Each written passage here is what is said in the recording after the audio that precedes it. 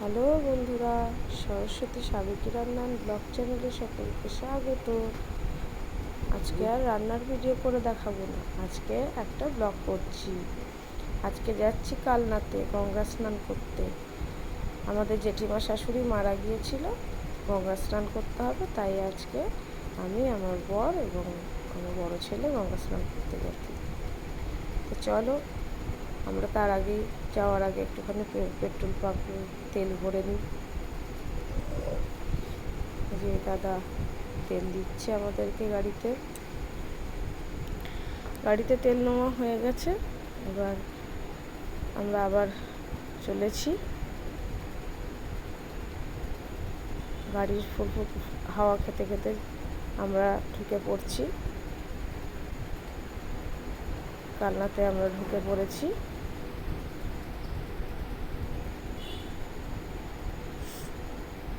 কালনাতেই আমার বাপের বাড়ি, তাই কালনাতেই গঙ্গা স্নান করতে আসি।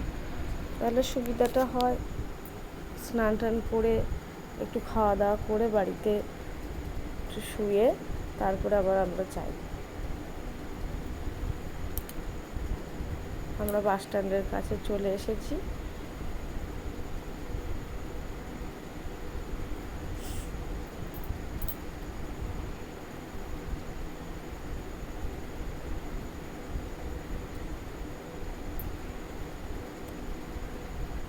আর খানিকটা গেলেই এই রাস্তা দিয়েই গঙ্গার ঘাটের দিকের রাস্তা।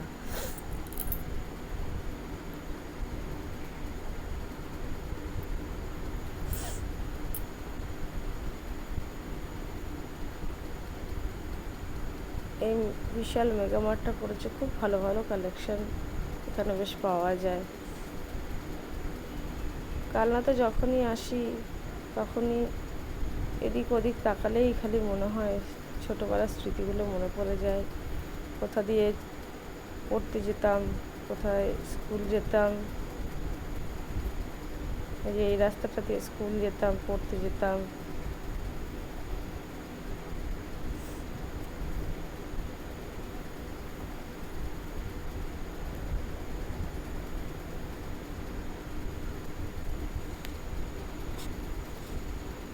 এটি আমাদের ১০৮ শিব মন্দির, খুব সুন্দর জায়গা। চলে এসেছি আমরা চকবাজারে ঢুকে গেছি। এবার গঙ্গার ঘাটের দিকে যাব। এইখানেই মা, সামনে গোকুলেশ্বরী মা রয়েছেন।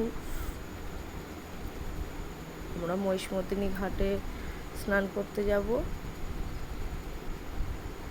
সামনেই গঙ্গা দেখা যাচ্ছে। চলে এসেছি আমরা গঙ্গার ঘাটেতে।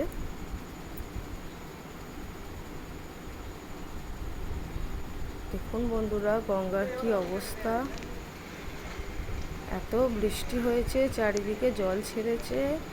গঙ্গার জল প্রচণ্ড পরিমাণে বেড়ে একেবারে ওই দিকে তো অনেকটা ছড়িয়ে গেছে জল, ডুবে গেছে সব।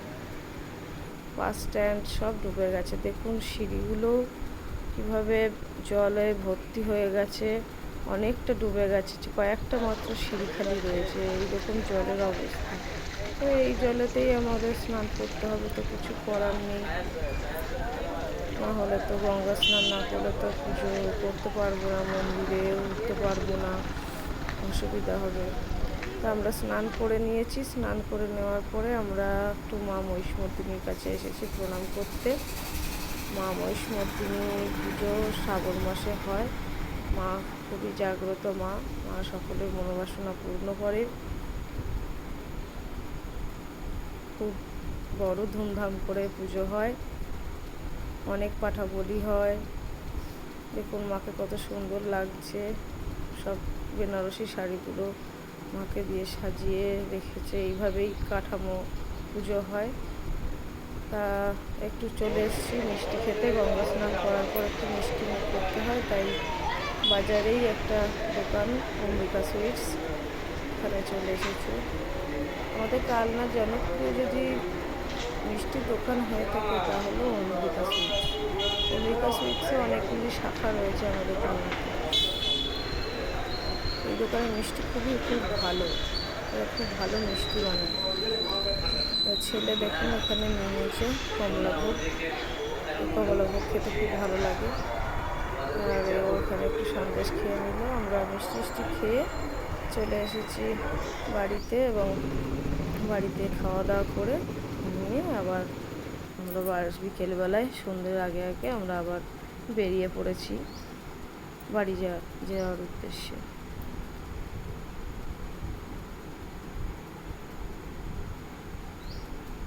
এবারে ওই রাস্তা দিয়ে আর গেলাম না, এটা আবার আরএমসি মার্কেটের ভেতর দিয়ে আমরা ফায়ার ব্রিগেডের সামনে দিয়ে এই দিক থেকে আমরা আবার চলে এলাম।